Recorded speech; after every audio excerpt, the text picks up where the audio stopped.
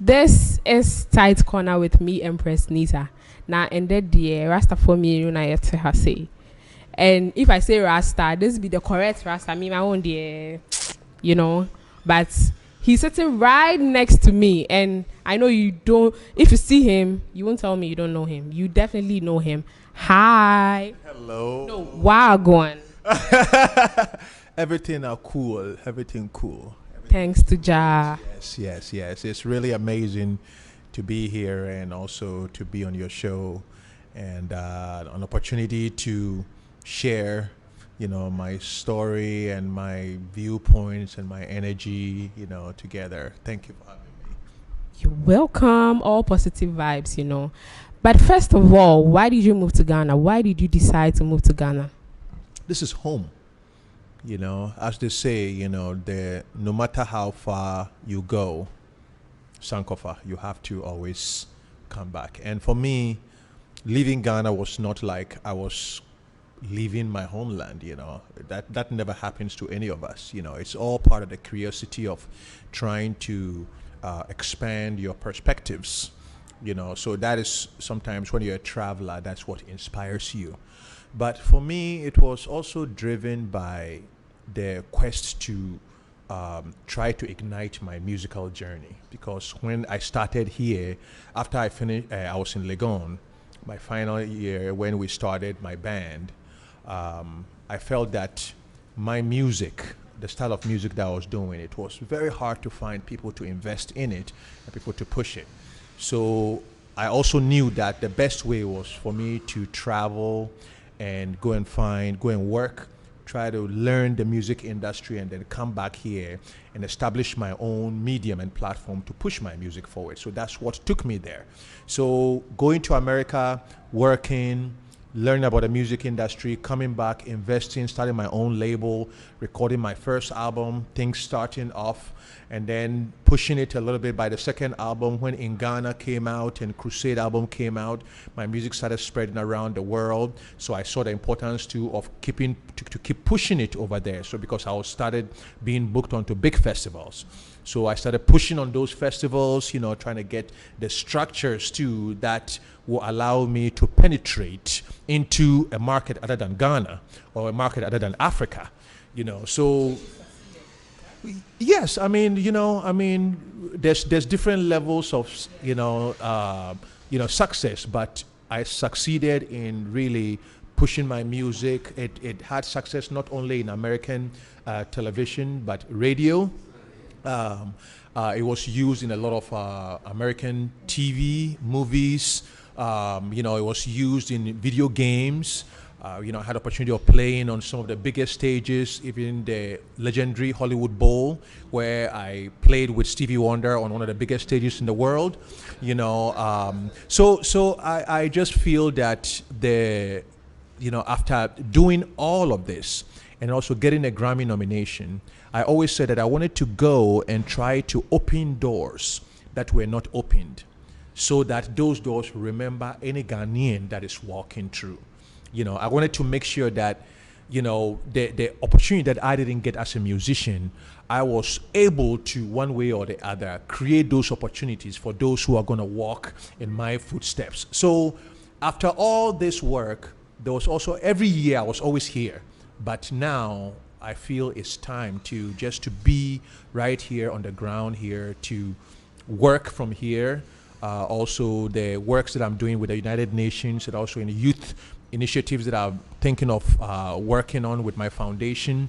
They're pushing for the environment, in terms of not only Ghana, Africa, to embrace a green economy and all of those things. I have to do them from here. So I'm back home, but I'm still working harder than ever to push all these ideas and bring them to reality. Okay, like you said, this is home. But do you think that home, the people in your homeland, have really accepted your music? Because I'm sure a lot of people can identify you when they see you out there. Oh, that's the man, Rocky Dawuni. Oh, so papa no call Grammy, no, But if I should ask any other person, can you sing one song of Rocky Dawuni? Maybe the only song they can sing is In Ghana. That's the only word they hear in the song, actually. In Ghana, that's if we should play the song, that's the only part a lot of people know how to sing now. Do you think that the people, well, how are you working to make the people accept the music? Yes, they've accepted the face, the visibility is there. How about the music? Well, the music, the thing is that, to be honest, Ghanaian radio never really, it supported me, but didn't support me as it should, And I think there's something to about being on the ground and living here, that you're constantly around, you're constantly pushing you. So I think that that's also a game-changing thing in terms of, because now there's so much to the legacy of the music that I've done, So when I go even promoting it and everything, there's, people are remembering, people are playing the new songs and all of that, doing more interviews, and so it inspires people now to focus on the music. And then obviously I'm also going to be doing a lot more shows, on the ground too, when all of this thing calms down, So I think that will all help. The thing is, sometimes people start here and they want to reach out there, but I have gone out there, although there's still more to be done over there. I've gone out there and I'm coming.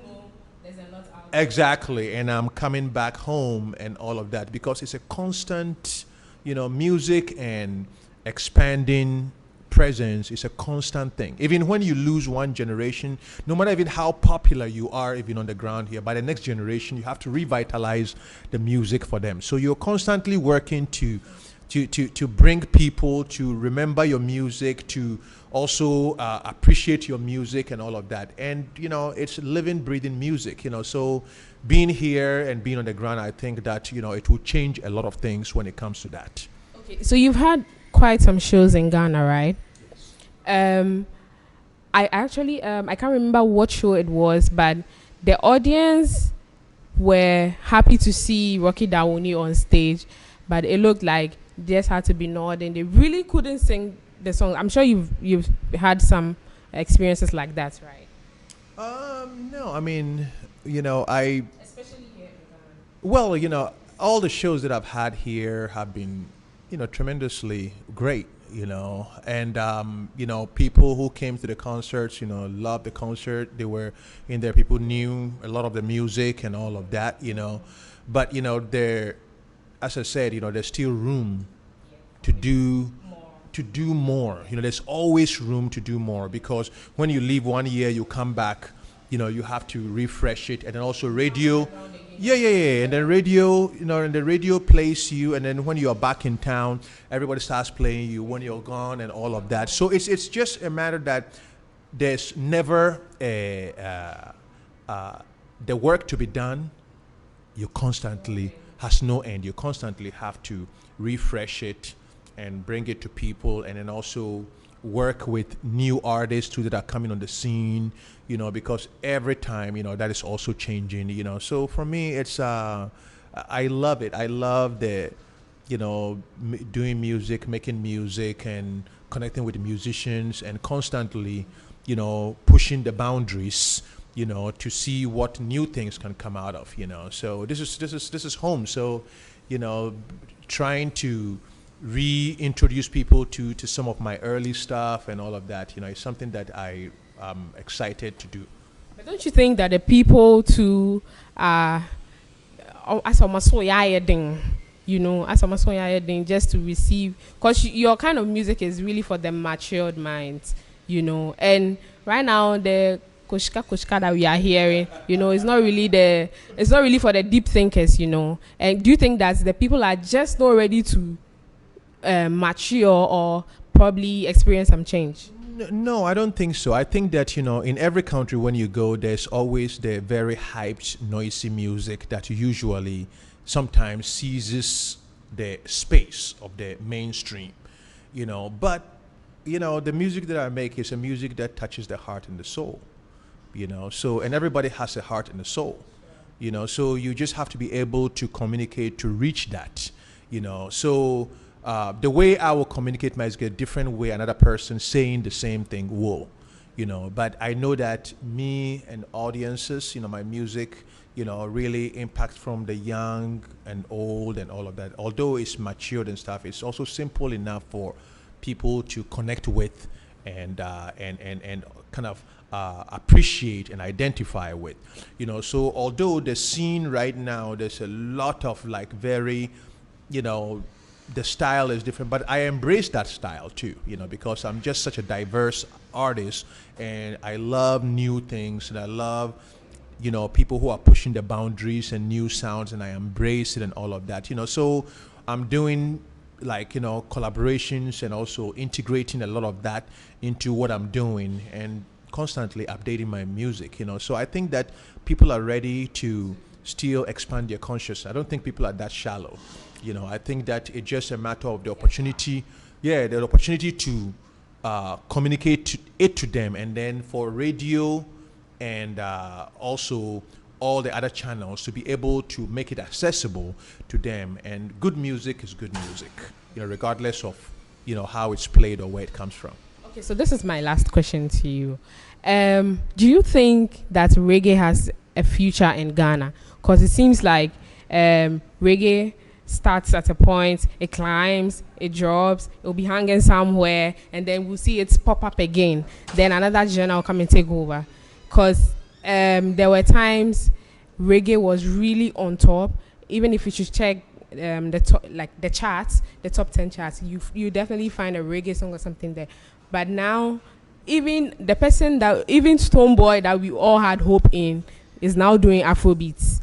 Do you think that there is a future for reggae music in Ghana? But all of us, I think that using the word reggae might be a little deceptive, because most of us, reggae is a style that we fuse other things. We fuse who we are. We are not regurgitating a Jamaican art form.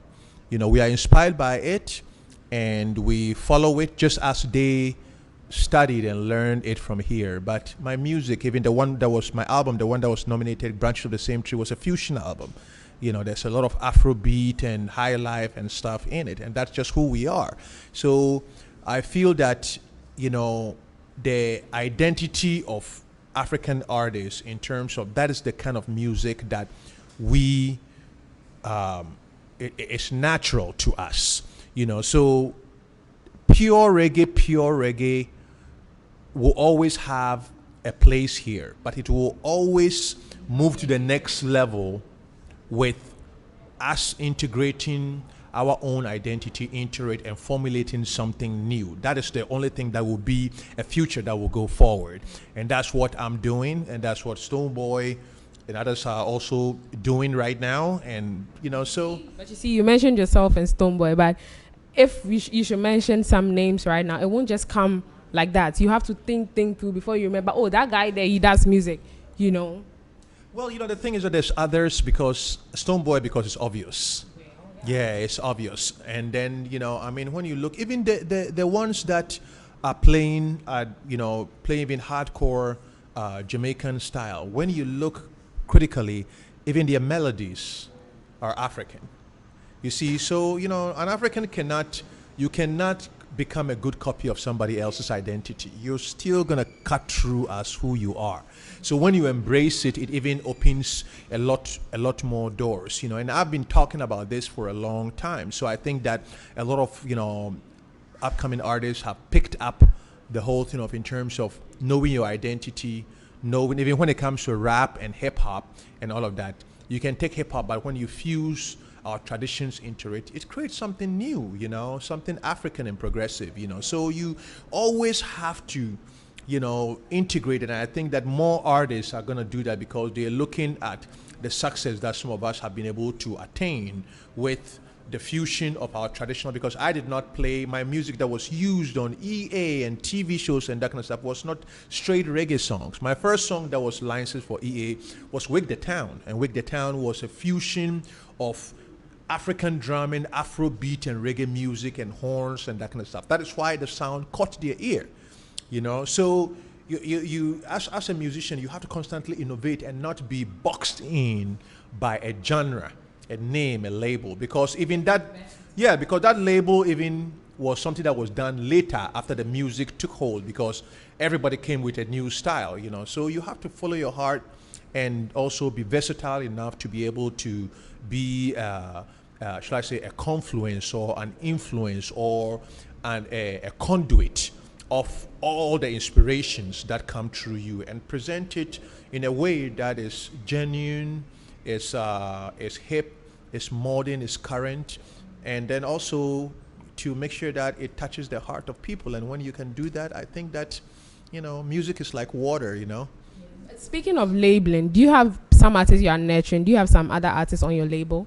There's a lot of artists that I will say I have, because our label is very small and very focused, and it's mostly around what I do.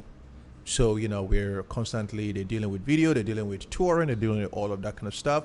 You can, you know, sometimes you don't have the capacity to be able to fully focus on other artists. And sometimes you do that even at your detriment because you bring them in and you can't give them the attention. And the long run, I mean, you've seen that with a lot of musicians that have tried to sign artists and all that kind of stuff, you know, and not to say anything wrong with them, but they come to the realization that they just focus on their career takes so much effort and so much resource and so much focus that they bring these people in with the best of intentions, but then they can't even make the time to be able to focus on them or give them the due, shall I say, attention that is required to push their thing. So if you can do that, if you can, you do that, then you are wasting somebody's time, you know. So for me, I want to be able to have the right focus to be able to do that. But then I think that, you know, with all that I'm doing, you know, pushing the music, opening doors, creating, educating musicians about it, you know, talking about my methodology, you know, inspiring artists, and, you know, that the value of that is more than boxing somebody in and saying, I'm going to be the one that is going to give you the path. You know, I'll give you the knowledge. It's the knowledge that really helped me out there. It's the knowledge and the conviction that helped me navigate all of those things. But even that, you have to drive it. You know, nobody can come, you can't even sign an artist and then you can bring them success if they are not ready to push through and work harder than you are doing to be able to, because that's what it's going to take. And that's what every artist that has become successful had to do, you know. So for me, telling people to focus their mindset on their craft, make sure they create quality works, make sure that their work too can be able to stand at par with everything out there. It doesn't matter whether you have $0 and they have $100.